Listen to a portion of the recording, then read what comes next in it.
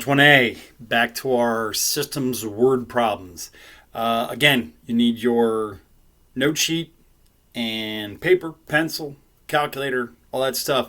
So gather all that together, pause the video, get all the stuff that you need. If you need a calculator, don't forget about Desmos Online. Gather all that stuff together, come on back, and we will jump in with question number 5.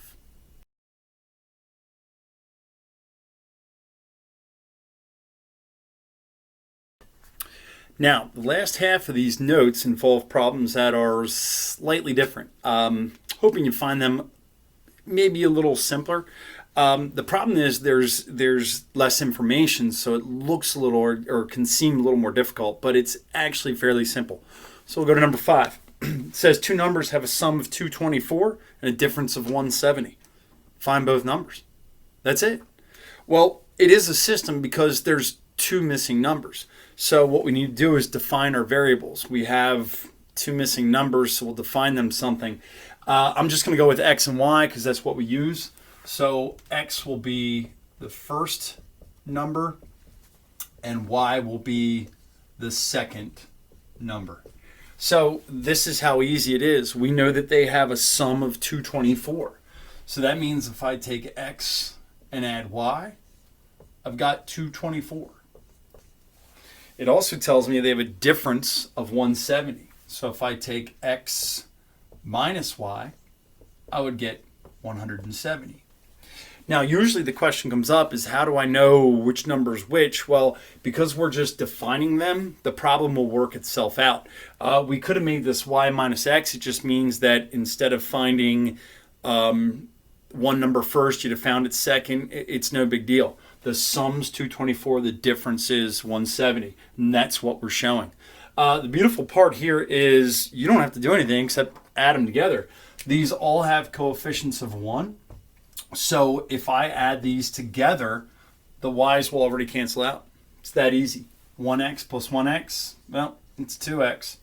1y plus negative 1y, of course, cancels out. And 224 and 170 will add up to give you 394. So all I have to do at this point is go ahead and divide both sides by 2. So if I divide by 2, x is going to equal, dividing 394 by 2 is 197. And finding y is simply plugging it back in and solving. I would assume most people would go with the first one. So we have x plus y, which in this case we know x is 197 plus y is 224. So all I have to do to solve that is subtract 197 from both sides. Subtract 197. So y would equal, I believe that's 27. And the other nice thing is they just asked you for two numbers. So all you have to do is list those numbers. So my numbers are 197 and 27. That's it. That's simple. Number 6 says I have a stack of $10 bills and $20 bills. There are a total of 48 bills. Total amount of money is $830. How much or how many of each bill do I have? So again, real quick to the point, not a ton of information, but I do have two unknowns. I need to know how many $10 bills I have and how many $20 bills I have. So I'm going to start by defining those variables. The problem is 10 and 20 both start with T. So what I'm going to do is I'm going to have N equal the number of $10 bills.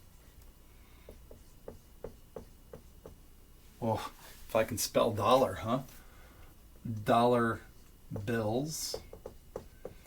And since we're doing with 20, I'll do W equals number of, I'll write it that way so I don't misspell dollar again. So there we go. N is the number of $10 bills. W is the number of $20 bills. So those are the number of bills, and that's important to know. So here's what I know. I know there's a total of 48 bills. So that means if you take the number of $10 bills and I add to that the number of $20 bills, I've got 48 bills. That's the first one. That's how easy it is. Then they tell me that the total amount of money is $830. Well, what do I do with that? Well, if I know the number of $10 bills is N, the amount of money I have in $10 bills would be 10 times that N. $10 for each bill, N's the number of bills, that's how much money I have. Likewise, with the number of $20 bills, that would be 20 times W, and that equals my grand total, which was $830. Wish I had that laying around right now. So, there's our system. This is the amount of bills. This is the money in bills. I'm going to solve that. Probably what most people would do would be to take that top one, multiply it by negative 10. When I do that, I'm looking at negative 10N minus 10W equals negative 480. The bottom one I'm not changing. I'm leaving as 10N plus 20W equals 830. So before I add it together, I want to confirm that something will cancel. The N's will cancel. So when I add those together, negative 10N plus 10N, well, that's going to give me nothing. They cancel out. Negative 10W plus 20W is going to give me 10W. And that's going to equal negative 480. Whoops, if I can type. Negative 480 plus 830. I'm looking at 350. So, easy to solve. Divide both sides by 10. I don't even know if I need to show you guys that. So, W is going to equal 35. And I have a feeling most of us can figure out N without doing any work. If I know the total amount of bills is 48 and I have 35 20s, that obviously means I have 13 $10 bills. You can substitute it in there and solve it if you want, but I don't think we have to do that. So N equals 13. So basically my answer is going to be I have 13 $10 bills and 35 20s. So I have 13 $10 bills and I have 35 $20 bills. Hopefully that's easy enough. When you get to the one on your worksheet, I want to mention this quick. This, I think it talks about coins, if I remember correctly. Yeah, they're talking about dimes and quarters. Keep in mind, when it comes to money, a dime is worth 10 cents, which is written like that. A quarter, likewise, is worth 25 cents, which is that. Don't forget, they are decimals, okay? All right, guys, number 7. Suppose you're selling crafts at a sale. It costs you $250 to rent a table, and each item you make costs you $4 in supplies. If you sell each craft for $25, how many do you have to sell before you break even? So this one's slightly different because we're talking about breaking even. When you're breaking even, basically what's happening is your costs are equal to your income. So basically what I'm putting out to make my business happen equals how much I've brought in from sales of things, in this case crafts. So what it is really we're going to make a cost equation, we're going to make an income equation, and then we're going to substitute those and set them equal because of that break-even point. So what I'm going to do is I'm going to go off to the side here and I'm going to make a cost equation and I'm going to make an income equation. So that's what I got to do. There is only one real unknown here, and the unknown is how many crafts do I have to sell? So I'm going to make X equal the number of crafts. Now, this is where I'm going to write my two equations and then set them equal over here. My cost equation comes down to the fact that it costs me $250 to rent a table, and every item I make costs me $4 in supplies. So my cost would be that $250 for the table plus $4 for every craft. So $4 for every craft I make will be for X. My income is how much money I'm bringing in. Well, if I'm selling my crafts for $25, that means I'm bringing in $25 every craft that I make. So my income will simply be 25 times my number of crafts, which is X. So if that's my cost and that's my income, and I want them to break even, I want my costs to be equal to my income. So I'm going to substitute those in. I'm going to get 250 plus 4x equals 25x. Now I have an extremely simple equation to solve. I'm going to subtract 4x from both sides, subtract 4x. I'm going to get 250. My 4x's will cancel out, and that's going to equal 21x.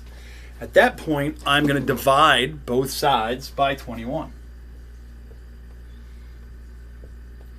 Of course, over here, my x's will, or my 21s will cancel out, and 250 divided by 21 is 11.90 something, something, something, something, something. Now, the question is, can I sell 11.90 crafts? No. So the question, what do I do? Well, keep in mind we could round here, which would take me to 12, which makes sense. And also, since I'm talking about breaking even, I would rather maybe sell more crafts than not enough to cover my costs. So I'm going to say that 12 is my number of crafts that I have to sell. So I'm going to say 12 crafts. That'll have me break even, and actually it'll make me a little bit of money. So that would be the answer to number 7. And lastly, number 8. This is similar to that plain one. A boat traveled 30 miles downstream and 30 miles back. The trip downstream took 1 hour. The trip back took 3 hours.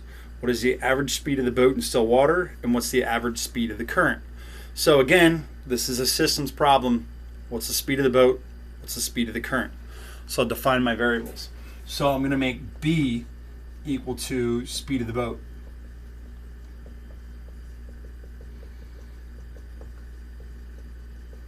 And I will make C equal to speed of the current.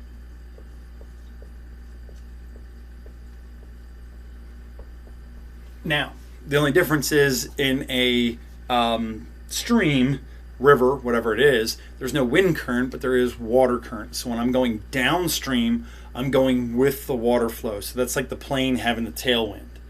When I'm coming back upstream, now I'm fighting the water, so it's like the plane having the headwind. So we'll start with the stream down, or the trip downstream. That took 1 hour. So what I have to do is take 1 hour and multiply that times the speed of the boat. That's how far the boat would go in 1 hour. 1 hour times its speed. I'm going to add to that what the current did for that boat over that hour. So that is 1 times the current, or the speed of the current.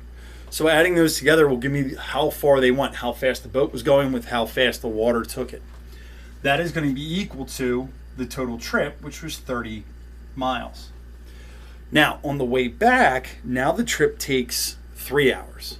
So that means the boat traveled 3 times its speed. But we have to subtract from that what the current did to it. The current also acted on that thing all 3 hours. So that's 3 times the current. And the whole trip, if it went downstream and back, was the same trip in reverse. That was also 30 miles. So it's a pretty simple one to solve once you get it set up. So now if I look at that, I say, okay, I'm going to go to the C's because one's positive, one's negative. So if this guy gets multiplied by 3, that will make that C 3. It'll cancel out with that negative 3C, and we'll be good to go. So multiplying the top there, I have 3B plus 3C equals 90. The bottom one, I'm not going to do anything to. At this point, I can add them together and something will indeed eliminate. So when I add these guys together, I hope you can see that green, looks like it. 3B plus 3B is 6B. 3C plus negative 3C would cancel out. And that comes down as 90 plus 30 is 120. So now, very simple. Divide by 6, divide by 6. Well, that boat is at 20 miles an hour. So the last thing to do would be to solve for C, which I have a feeling some of you won't even need to plug it in. If B is 20 and I know 1B plus 1C equals 30, obviously C is 10. If you need to do it, it's 1 times 20 plus 1C equals 30. 20 plus 1C equals 30. And if I subtract 20 from both sides, 1C equals 10. So basically we have the boat is going 30 miles per hour and the current is going 10 miles per hour. Now, you should be able to finish up the rest of the problems in that worksheet. I will set up a Google Meet for the days that you're not watching the video. So we'll probably watch the video. You'll try the problems. Tuesday, set up a Google Meet. Wednesday, do the same thing with this part 2. And then Thursday, set up a Google Meet. So you'll have time to interact and time to get my help with it and see some live demonstrations. Don't forget, the math challenge is going on. You have until April 24th to submit that. I'm looking for some sort of documentation. If you didn't take pictures or anything like that and you want to just describe it, cool. It doesn't have to be crazy. It doesn't have to be, you saw what I did. I just typed up a document, threw some pictures in. Just looking for you to use math in your everyday lives. So anyway, I hope you got that. You'll have a Google Meet soon to answer questions. Then we're about done with the unit. We'll do some reviews, some talks, and make sure we're good before we do any online objective quizzes. See you guys.